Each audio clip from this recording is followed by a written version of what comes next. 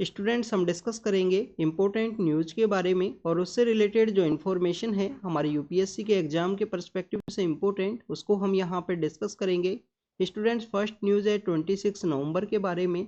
आज ही के दिन जो हमारा कॉन्स्टिट्यूशन है उसको अडोप्ट किया गया था 1949 के दिन में हमारे कॉन्स्टिट्यूशन के जो फ्रेमर्स हैं उनके द्वारा।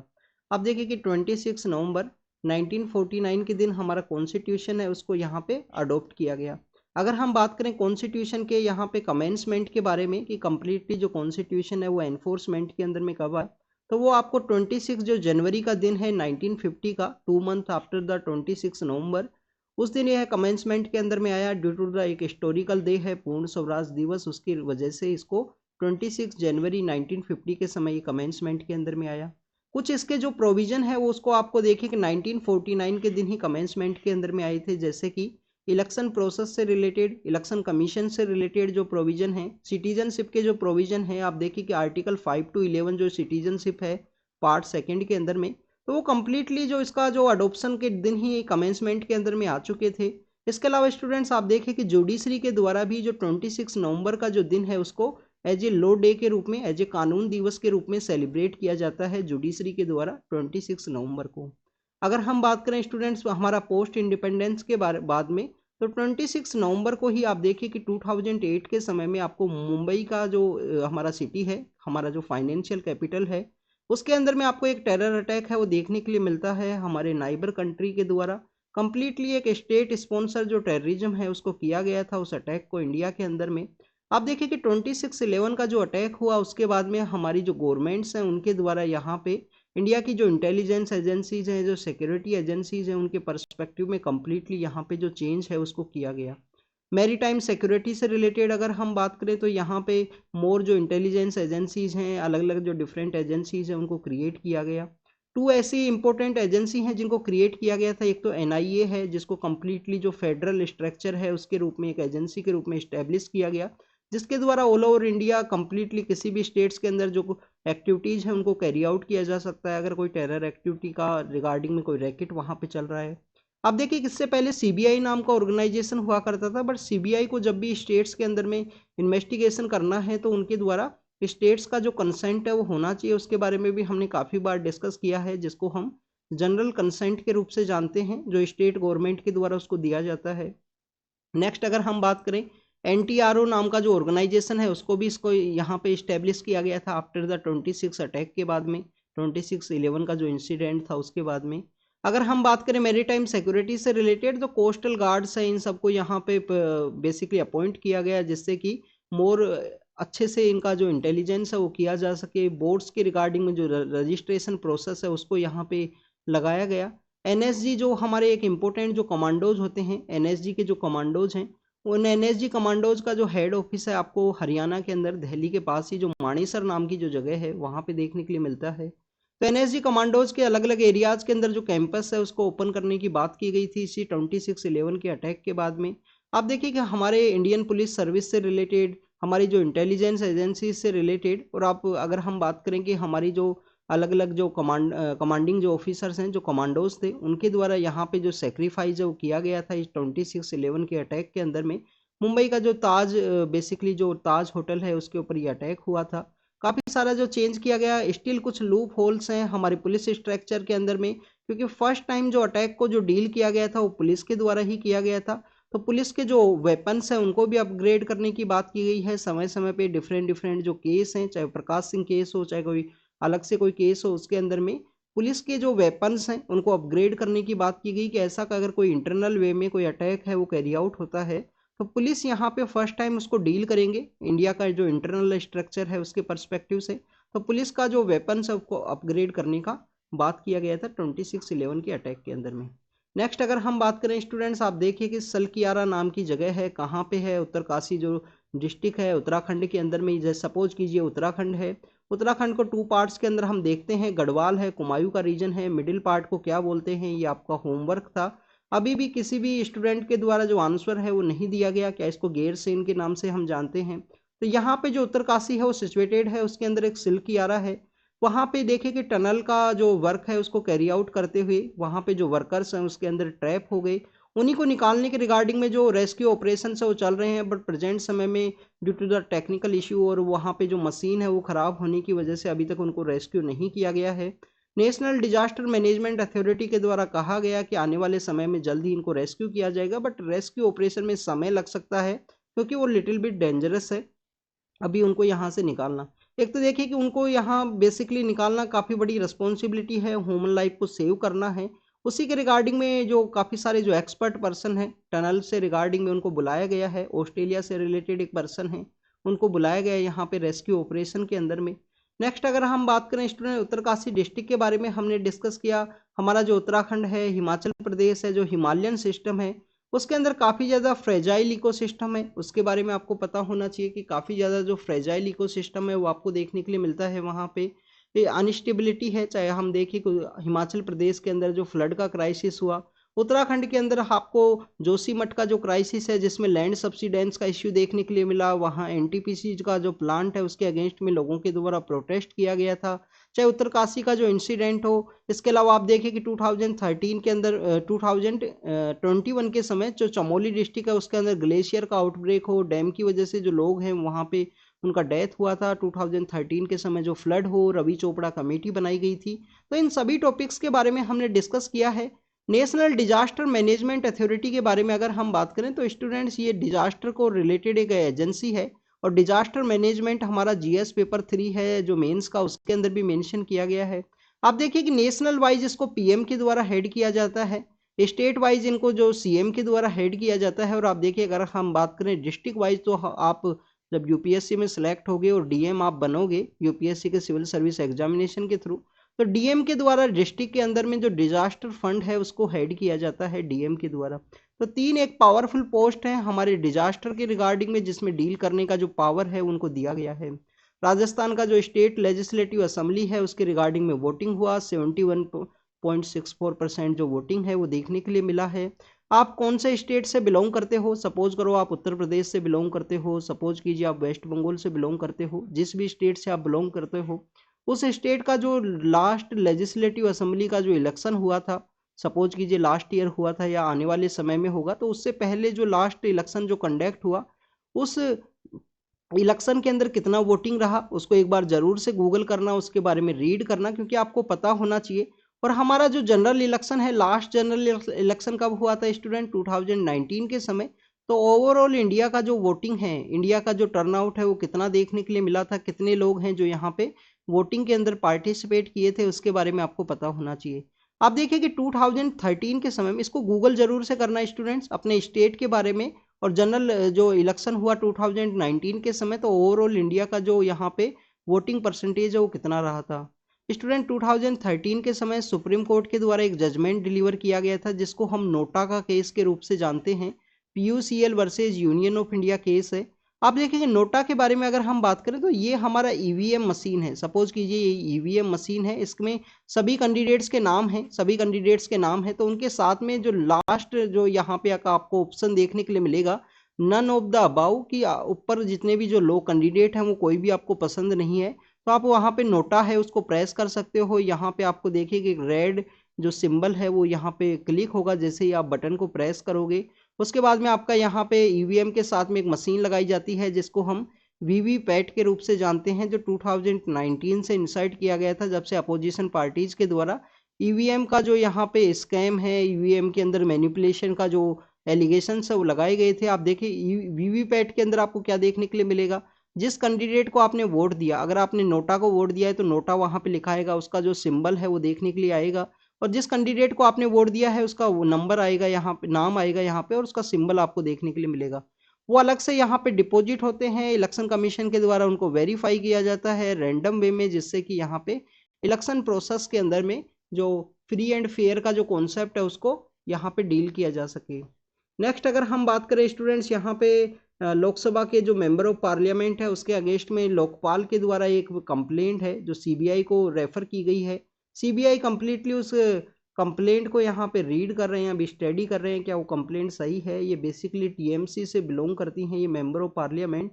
इनके अगेंस्ट में अपोजिशन जो यहाँ पे गवर्नमेंट प्रेजेंट समय में पावर में है, उनके भी एक मेंबर ऑफ पार्लियामेंट के द्वारा जो एलिगेशन है वो लगाए गए थे कि इनको किसी के द्वारा स्पॉन्सर किया गया, वो क्वेश्चन इनके द्वारा पूछे गए हैं। लोकसभा का जो इनका आईडी एंड पासवर्ड है वो भी इन्होंने किसी के साथ शेयर किया था। ऐसे कुछ एलिगेशन वो देखने के लिए गए मिले थे। इसके अलावा देखिए कि आप देखिए कि एथिक्स कमेटी को भी रेफर किया गया था इनका जो केस है, जो लोकसभा के स्पीकर है उनके द्वारा।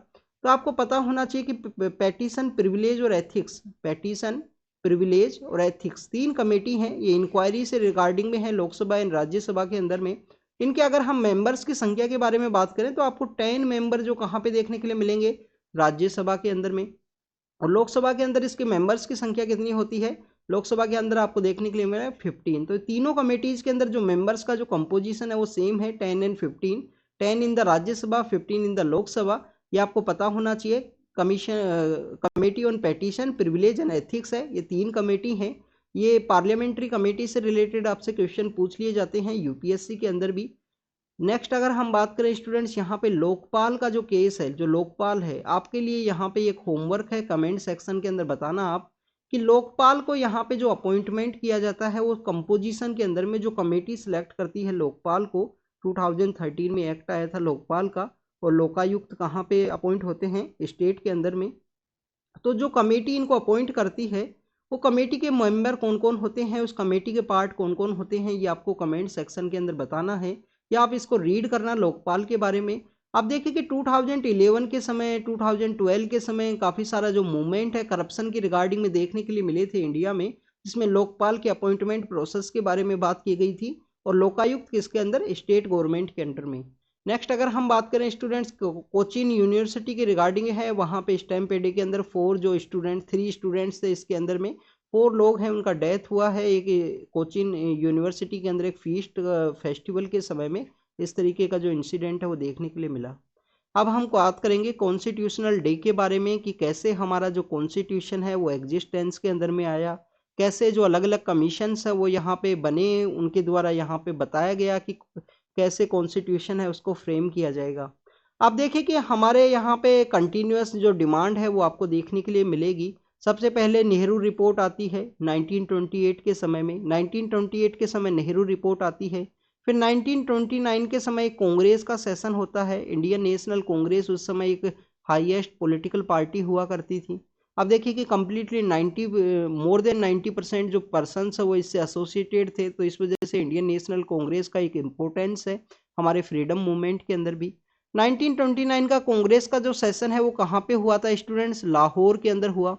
लाहौर के इस सेशन के अंदर में 26 जनवरी का जो दिन है, लाहौर का इस सेशन के अंदर बताया गया कि ये सेशन जो बेसिकली ऑर्गेनाइज हुआ था दिसंबर मंथ के अंदर हुआ था, दिसंबर मंथ ऑफ 1929, कि जो 26 जनवरी है नेक्स्ट मंथ का 1930 का, उस 26 जनवरी को हम हर एक डिस्ट्रिक्ट हेडक्वार्टर के ऊपर में पूर्ण स्वराज डे के रूप में सेलिब्रेट करेंगे। तो यहाँ से आपको पूर्ण स्वराज डे है वो देखने के लिए मिलता है, 26 जनवरी का जो इम्पोर्टेंस है वो देखने के लिए मिलेगा। इसी वजह से हमारे कॉन्स्टिट्यूशन को अडॉप्ट करने के बाद में भी कमेंसमेंट है वो 2 मंथ बाद में किया गया था स्टूडेंट्स। इसके अलावा आप देखिए कि फिर 1939 के समय में इसका जो मिडिल पार्ट है उसके अंदर आपको देखने के लिए मिलेगा 1934 के समय में कॉन्स्टिट्यूशन का जो फ्रेम कैसे किया जाएगा उसके रिगार्डिंग में एक पर्सन है एम.एन. रॉय, उनके द्वारा कहा गया था कि इंडियंस के द्वारा ही कॉन्स्टिट्यूशन को फ्रेम किया जाए, इंडियन का जो कॉन्स्टिट्यूशन असेंबली है वो दे देना चाहिए। 1938 के समय पंडित जवाहरलाल नेहरू के द्वारा इस बात को कहा गया था। 1939 के समय में आप देखिए कि वर्ल्ड वॉर सेकेंड है उसका आउटब्रेक होता है, जर्मनी के द्वारा किसके ऊपर अटैक कर दिया गया था, पोलैंड के ऊपर में, और वर्ल्ड वॉर सेकेंड का यहाँ पे आउटब्रेक हुआ। इंडियंस के द्वारा वहाँ पे कहा गया कि अगर ब्रिटिश को इंडियंस का सपोर्ट चाहिए तो आप देखिए कि यहाँ पे लिटिल बिट जो पावर है उसको आप डिवोल्व कीजिए, पावर को इंडियंस के हाथ में यहाँ पे दीजिए, जिसकी वजह से हम आपका सपोर्ट करेंगे वर्ल्ड वॉर सेकेंड के समय में। अगर हम बात करें स्टूडेंट्स 1949 के बाद में 1940 के समय में, 1940 के समय एक अगस्त ऑफर है वो इंडिया में सेंड किया गया। अगस्त ऑफर के अंदर भी इंडियंस को कंप्लीटली पावर नहीं दी गई। फिर उसके बाद में आपको देखने के लिए मिलेगा क्रिप्स मिशन, क्रिप्स मिशन है वो इंडिया के अंदर सेंड किया गया, उसके थ्रू भी यहाँ पे सक्सेस है वो नहीं मिली, कॉन्स्टिट्यूशन असेंबली है वो नहीं बनी। फिर बाद में आएगा students cabinet mission, cabinet mission के थ्रू लिटिल बिट जो मुस्लिम लीग एंड इंडियन नेशनल कांग्रेस के जो पर्सनस हैं उनको इनके द्वारा सेटिस्फाइड किया गया, और उसी की वजह से इंडिया यहाँ पे जो कॉन्स्टिट्यूशन असेंबली है वो एग्जिस्टेंस के अंदर में आती है।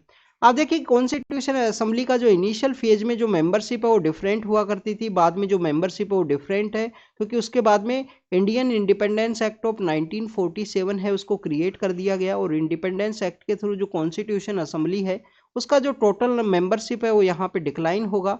कॉन्स्टिट्यूशन असेंबली एग्जिस्टेंस के अंदर में आती है 2 ईयर 11 मंथ और 2 ईयर 11 मंथ और 18 डेज का जो समय है इस कॉन्स्टिट्यूशन असेंबली के द्वारा लिया गया।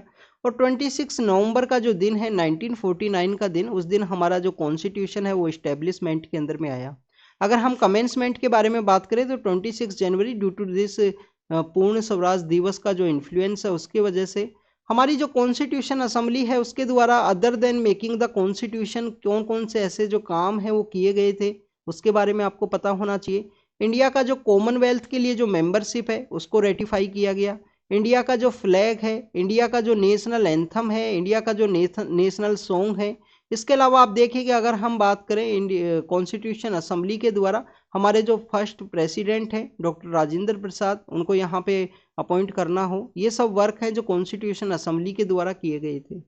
नेक्स्ट अगर हम बात करें स्टूडेंट, नेक्स्ट है कॉपीराइट एक्ट के बारे में। आप देखिए कि कुछ पेंटिंग है जिनको यहाँ पे पब्लिक प्लेस के अंदर लगाया गया था, उसके रिगार्डिंग में जो कॉपीराइट का जो एक्ट है वो फाइल किया गया है।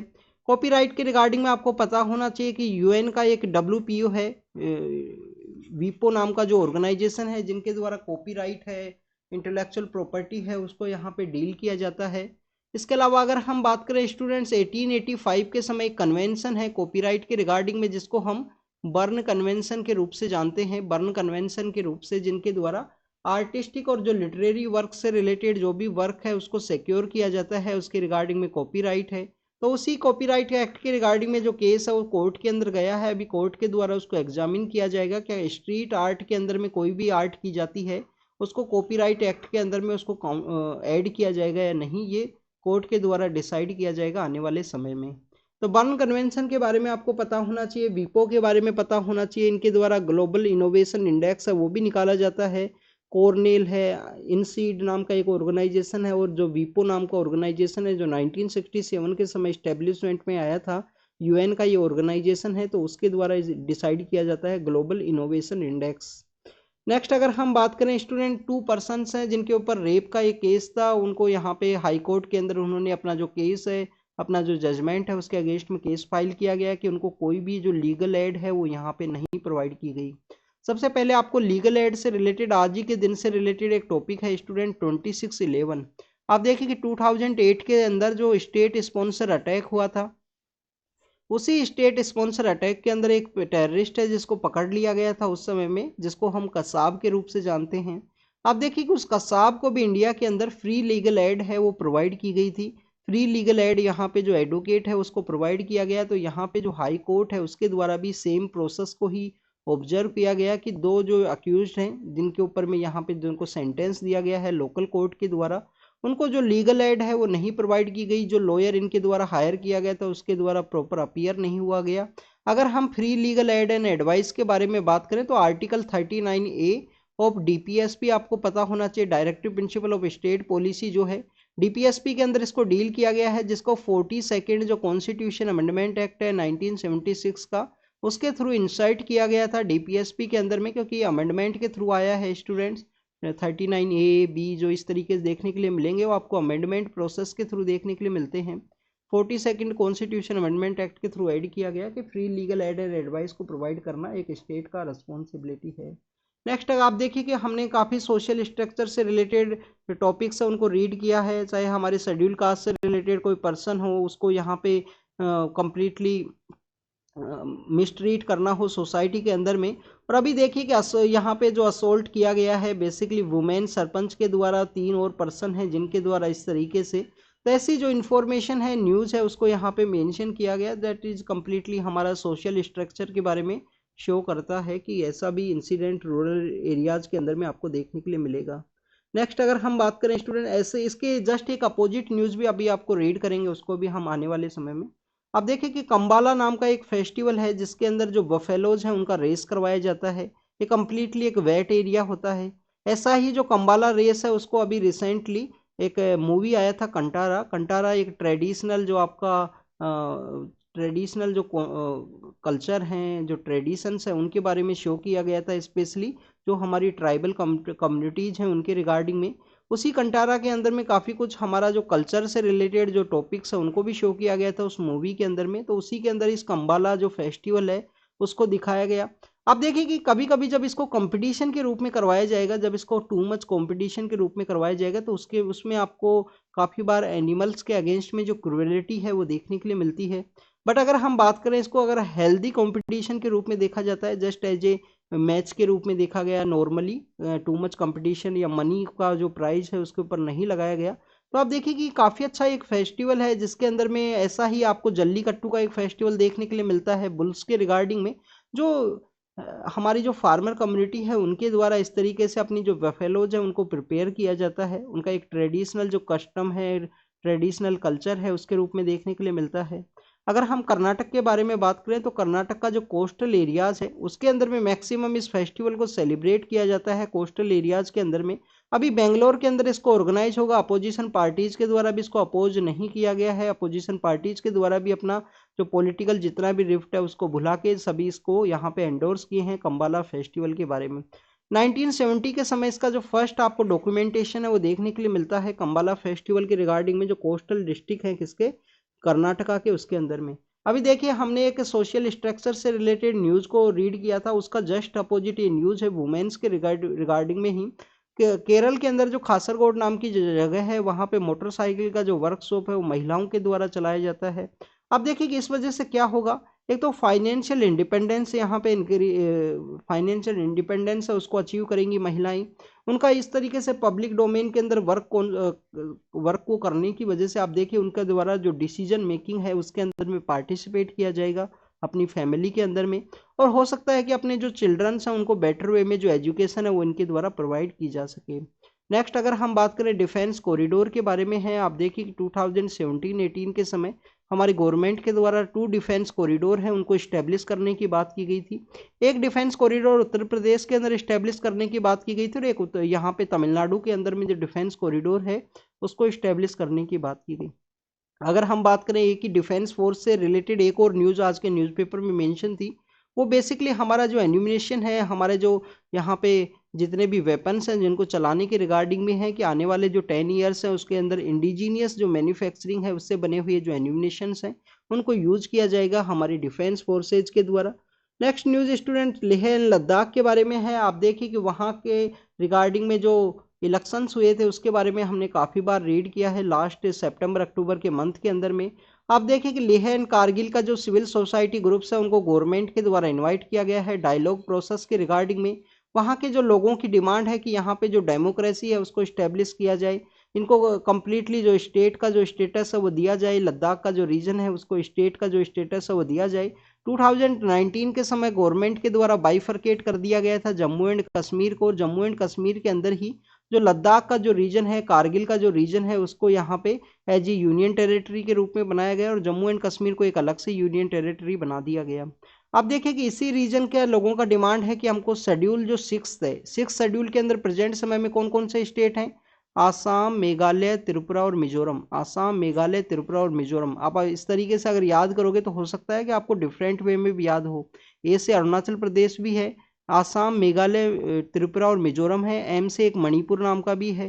तो आपको इस तरीके से याद करना है, तो आप अपने हिसाब से कोई निमोनिक है उसको बनाना।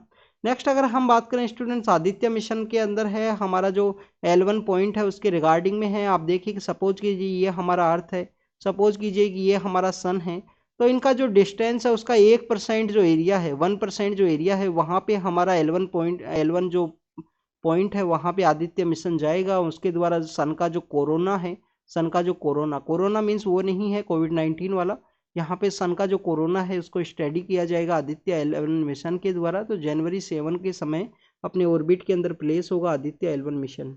नेक्स्ट न्यूज के बारे में अगर हम बात करें तो आर्टिकल 200 से रिलेटेड है। आप देखिए इस टॉपिक को हमने लास्ट काफ़ी दिनों से डिस्कस किया है। आर्टिकल 200 के अंडर में सुप्रीम कोर्ट के द्वारा कहा गया कि अगर गवर्नर के द्वारा किसी भी बिल को अगर रिजेक्ट कर दिया जाता है, that does not mean the कि बिल का यहाँ पे डेथ हुआ, दोबारा से जो बिल है वो आपको पास करना होगा। गवर्नर के द्वारा गवर्नर को कौन कौन सी पावर है आर्टिकल 200 के अंडर में, तो बेसिकली उसको असेंट का पावर है कि किसी भी बिल को यहाँ पे असेंट दे दिया गया तो बिल क्या बन जाएगा, एक्ट बन जाएगा स्टेट के जो डोमेन है उसके अंदर में।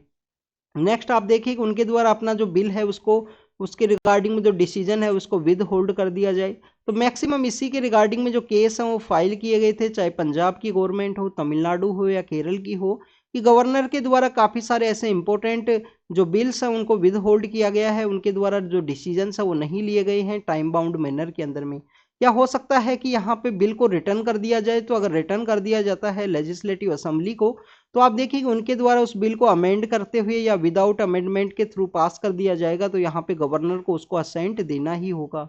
या बिल को यहाँ पे रेफर कर दिया जाए, रेफर किसको करेंगे, बिल यहाँ पे प्रेसिडेंट को रेफर कर दिया जाए गवर्नर के द्वारा। तो ये पावर है आर्टिकल 200 के अंदर में जिसको हमने डिस्कस किया। नेक्स्ट अगर हम बात करें स्टूडेंट्स, आप देखिए कि अभी कुछ स्टेट्स के अंदर इलेक्शंस होने वाले हैं। जैसे अगर हम बात करें तेलंगाना के अंदर भी इलेक्शन है, राजस्थान का वोटिंग के बारे में हमने रीड किया।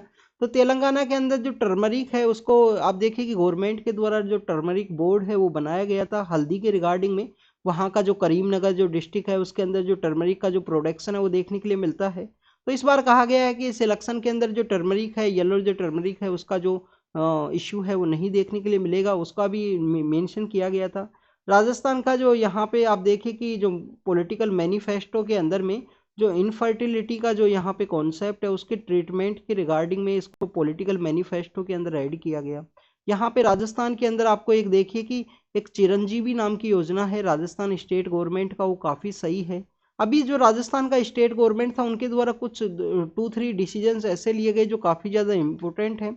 चाहे हमारे प्लेटफॉर्म जो वर्कर्स हैं, जो गीग इकोनॉमी से रिलेटेड जो वर्कर्स हैं जिनका वर्क इंक्रीज हुआ है, चाहे जोमेटो हो, स्विगी हो, ब्लिंकिट हो, कोई ना कोई ऐसा प्लेटफॉर्म है जिसके थ्रू, तो आप देखिए कि उन वर्कर्स को यहाँ पे उनके रिगार्डिंग में एक फंड है उसको भी क्रिएट किया गया था, उनके रजिस्ट्रेशन के रिगार्डिंग में उनको हेल्थ की जो फैसिलिटी है वो दे दी जाए इसके रिगार्डिंग में राजस्थान के अंदर में। और भी काफ़ी सारे जो अर्बन एरियाज़ के अंदर एम्प्लॉयमेंट आप देखिए, रूरल एरिया के अंदर हम एमजी नरेगा को रीड करते हैं, रूरल एरिया के अंदर हम एमजी नरेगा को रीड करते हैं। वैसा ही अर्बन एरियाज़ के अंदर एम्प्लॉयमेंट गारंटी के रिगार्डिंग में जो स्कीम है उसके बारे में बात की गई। यहाँ पे जो लीगलाइजेशन ऑफ एम्प्लॉयमेंट है कि आपको 100 डेज का एम्प्लॉयमेंट या 200 डेज का जो एम्प्लॉयमेंट है वो दिया जाएगा। मिनिमम वेज है या मिनिमम जो यहाँ पे सोशल सिक्योरिटी के पर्सपेक्टिव में जो पैसा है वो दिया जाएगा अनएम्प्लॉयमेंट के रिगार्डिंग में। ऐसे काफ़ी सारे स्टेप्स लिए गए थे राजस्थान गवर्नमेंट के द्वारा। अभी वहाँ पे इलेक्शंस है, तो उसी के अंदर मैनिफेस्टो के अंदर जो इनफर्टिलिटी का जो ट्रीटमेंट है, आप देखिए कि इनफर्टिलिटी वैसे WHO के द्वारा इसके द्वारा कंसर्न्स रेज किए गए हैं कि ये जो इनफर्टिलिटी का जो इश्यू है डे बाय डे इंक्रीज ही होगा। उसके बिहाइंड का रीजन क्या है, वर्किंग जो लाइफ स्टाइल है उसके रिगार्डिंग में आप देखिए आज प्रेजेंट समय में स्ट्रेस का कॉन्सेप्ट इस तरीके से है, लोगों के पास मोबाइल है तो रात को सोने से पहले आप देखिए कि टू मच वो स्क्रीन के साथ में रहने की वजह से उनको प्रॉपर जो स्लिप साइकिल है वो डिस्टर्ब होगा।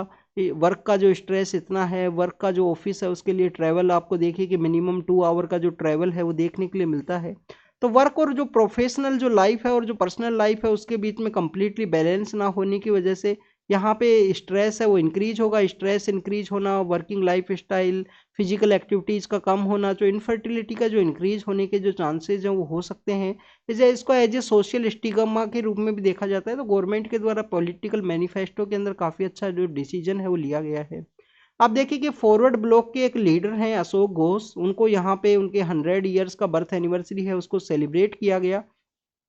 फॉरवर्ड ब्लॉक के बारे में आपको पता होना चाहिए, फॉरवर्ड ब्लॉक नेताजी सुभाष चंद्र बोस के द्वारा बनाया गया था। फॉरवर्ड ब्लॉक कब बनाया गया, उनके द्वारा जब कांग्रेस को छोड़ते हैं, कांग्रेस से रिजाइन करते हैं, उसके बाद में उनके द्वारा फॉरवर्ड ब्लॉक है उसका इस्टेब्लिशमेंट किया गया था। और पैरेलल वो अपना कॉन्स्टिट्यूशन का जो डिमांड है, पैरेलल जो गवर्नमेंट है उसके भी इस्टेब्लिशमेंट की उनके द्वारा बात की गई थी। बाद में वो आज़ाद हिंद फौज को ज्वाइन करते हैं और इंडिया की जो इंडिपेंडेंस है उसके अंदर एक इंपॉर्टेंट रोल है वो प्ले किया जाएगा। अब देखिए आज़ाद हिंद फौज के ही जो कुछ सैनिक हैं वो इंडिया के अंदर में आते हैं, उनके ट्रायल्स जो रेड फोर्ट है उसके अंदर में कंडक्ट करवाए जाएंगे। और उस रेड फोर्ट ट्रायल के अंदर ही आप देखिए कि उन तीनों पर्सन्स को प्रोटेक्ट करने के रिगार्डिंग में हमारी जो पब्लिक है वो कम्प्लीटली यहाँ पे जो फ्रीडम स्ट्रगल का डोमेन है उसके अंदर में आती है, उनको वेलकम स्टेप के थ्रू वहाँ पे वेलकम किया जाएगा। जिसके अंदर 3 पर्सन कौन कौन से हैं उनके बारे में आपको पता होना चाहिए। किनके द्वारा उनको डिफेंड किया गया था, कौन कौन इंपॉर्टेंट लॉयर थे जो उस समय में हमारे आज़ाद हिंद फौज के जो रेड फोर्ट के अंदर जो ट्रायल्स कंडक्ट हुए उसके रिगार्डिंग में। तो स्टूडेंट्स वो इन्फॉर्मेशन आपको होनी चाहिए। आपसे क्वेश्चन इसी तरीके से पूछ लिया जाएगा, 3 पर्सन्स के नाम दे दिए जाएंगे और क्वेश्चन पूछ लिया जाएगा कि कौन कौन पर्सन है जो आज़ाद हिंद फौज के अंदर में जो लोग आए थे उनसे उनका जो लॉयर्स हैं वो बने थे, उनको यहाँ पे पॉलिटिक डिफेंड किया गया था कोर्ट्स के अंदर में।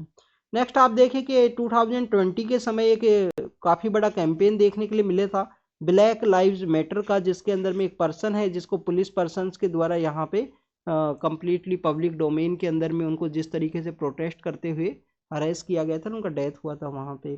तो उसी के जो पुलिस पर्सन है उनको यहाँ पे प्रिजन के अंदर में यहाँ पे स्टैब किया गया है, उसके रिगार्डिंग में न्यूज़ है यूएस से रिलेटेड।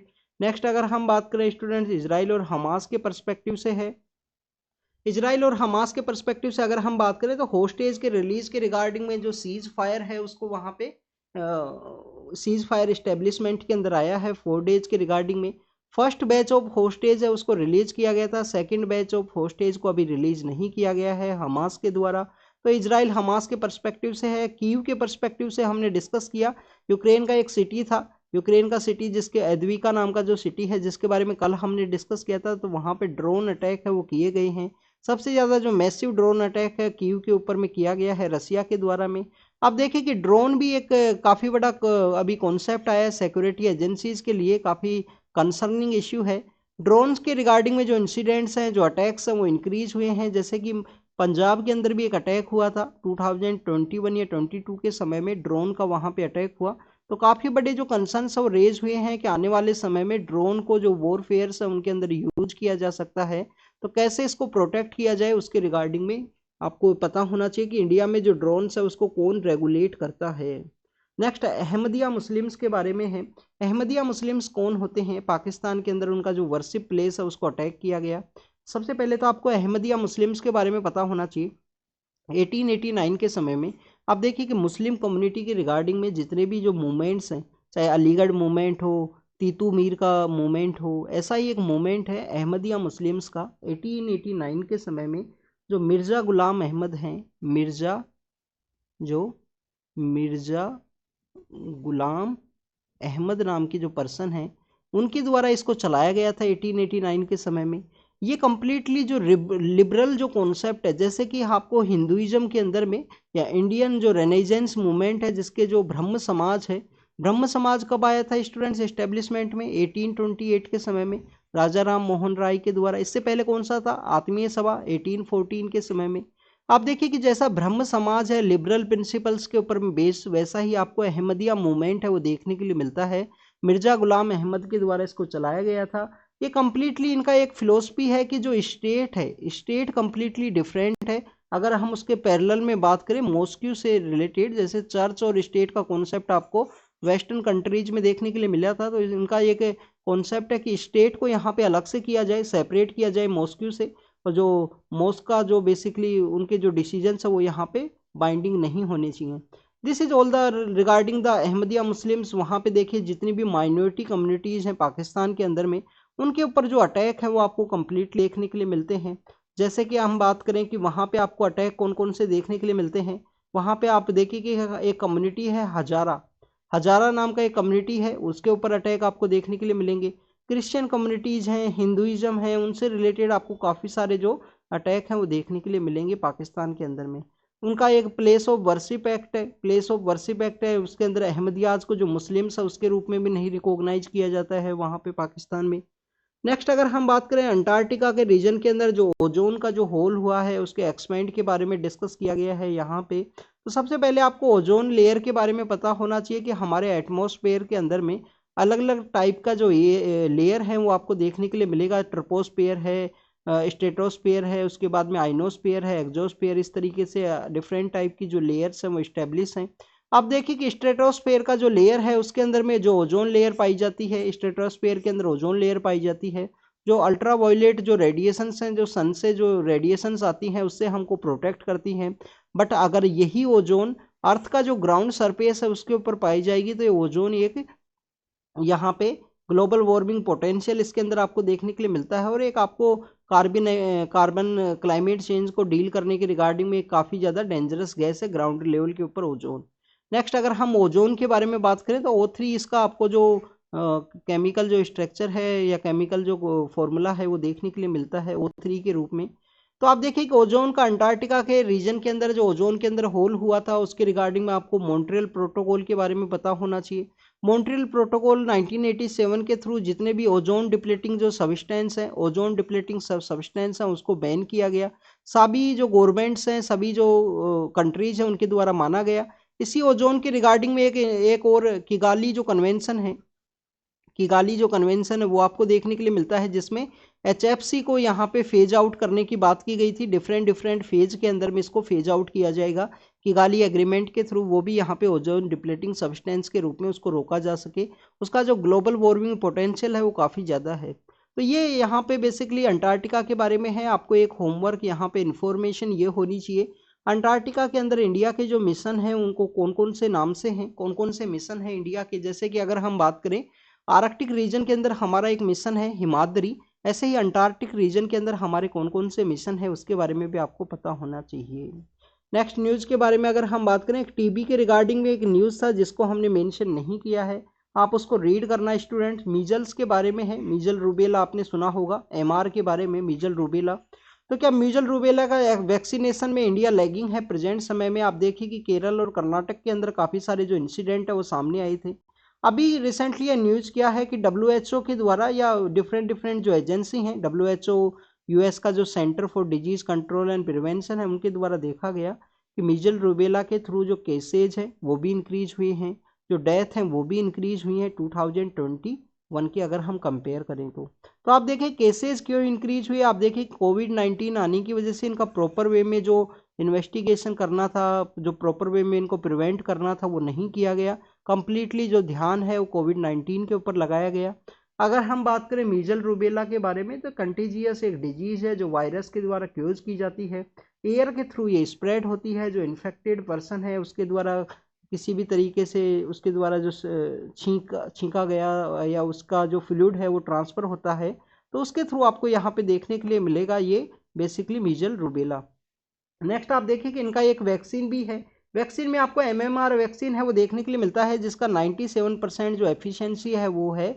इंडिया के अंदर जो केरल और कर्नाटक का जो रीजन है, केरल के अंदर जो मल्लापुरम का जो एरिया है उसके अंदर काफ़ी सारे जो केसेज है वो देखने के लिए मिले हैं। तो इनको प्रॉपर वे में यहाँ पे सर्विलेंस वो करने की ज़रूरत है, इनके केसेस को यहाँ पे देखने की ज़रूरत है, जिससे कि इसको बेटर वे में डील किया जा सके। इसराइल और हमास के बारे में है तो आप देखिए इस टॉपिक को हमने काफ़ी बार डिस्कस कर लिया है। सब टॉपिक्स सब की सब न्यूज़ हमने डिस्कस की हैं, ये आपके लिए होमवर्क है। आज के न्यूज़पेपर में इसको काफ़ी डिटेल में रीड करना। आप देखिए कि इसमें G20 समिट के बारे में भी बात की गई है कि इंडिया का क्या स्टैंड है, वहाँ पे इंडिया ने क्या जो स्टेटमेंट है वो दिया गया। इसके अंदर में जो साउथ का जो वॉइस ऑफ साउथ जो समिट हुई है, ग्लोबल वॉइस ऑफ साउथ जो समिट है इंडिया के अंदर सेकेंड टाइम ऑर्गेनाइज हुई है, वर्चुअल वे में इंडिया के द्वारा होस्ट किया गया, तो उसके बारे में भी डिस्कस किया गया है। इंडिया के द्वारा जो UN के अंदर वोटिंग किया गया उसमें क्यों वहाँ पे वोटिंग के अंदर एब्सेंट रहा, क्यों जो 7 अक्टूबर है जो नॉन अलाइनमेंट का एक इंडिया का जो कॉन्सेप्ट हुआ करता था उसको इंडिया के द्वारा यहाँ पे अडॉप्ट किया गया है नहीं किया गया, उसके पर्सपेक्टिव में आपको रीड करना है। नेक्स्ट न्यूज़ के बारे में अगर हम बात करें छठ पूजा के बारे में हम आप देखिए छठ का फेस्टिवल कहाँ पे सेलिब्रेट किया जाता है। बिहार का जो रीजन है उसके में सेलिब्रेट किया जाएगा। बिहार, झारखंड है, छत्तीसगढ़ का भी जो रीजन है वहाँ पे छठ पूजा है वो मनाई जाती है। आप देखिए यहाँ पे ये बताया गया कि कंट्री के अलग अलग पार्ट्स के अंदर में, चाहे केरल का रीजन हो, चाहे हुसैन सागर जो लेक है हैदराबाद के अंदर में, उसके बारे में हमने डिस्कस किया था न्यूज़पेपर में, चाहे वहाँ पे हो, चाहे हावड़ा ब्रिज हो यहाँ पे कोलकाता के अंदर में, या आप देखिए कि हरियाणा के अंदर भी, दिल्ली के अंदर भी यहाँ पे जो छठ पूजा है उसको मनाया गया है। क्यों मनाया गया? क्योंकि बिहार से जो पर्सन्स बिलोंग करते हैं, बिहार से, झारखंड से, छत्तीसगढ़ से, उड़ीसा से, वो लोग माइग्रेट किए हैं। माइग्रेट किस वजह से किए हैं? अपनी बेटर लाइवलीहुड के रिगार्डिंग में, बेटर जॉब के रिगार्डिंग में। तो वहाँ का उनका माइग्रेट करने की वजह से उनका जो फेस्टिवल है ऑल ओवर इंडिया अब ये सेलिब्रेट किया जाने लगा है, छठ फेस्टिवल। तो आप देखिए कि चाहे केरल हो, चाहे कर्नाटक हो, चाहे इसके अलावा हमारा कलकत्ता हो, हरियाणा हो, गुजरात हो, हैदराबाद हो, हर एक जगह इसको सेलिब्रेट किया गया। तो आज संडे का न्यूज़पेपर था। संडे के दिन जो लास्ट पेज है उसके अंदर मेंशन किया जाता है। एक स्टूडेंट संडे का जो मैगजीन आता है उसको भी आप रीड किया कीजिए अच्छे से, उसमें काफ़ी सारी चीज़ें हैं वो मेंशन की जाती हैं। जस्ट नोट एज ये एग्जाम के पर्पज से जब भी आपको समय मिले उसको आप रीड करना, उसमें काफ़ी कुछ मेंशन किया जाता है, काफ़ी कुछ सही से। तो this is all about the today's newspaper. Thank you very much.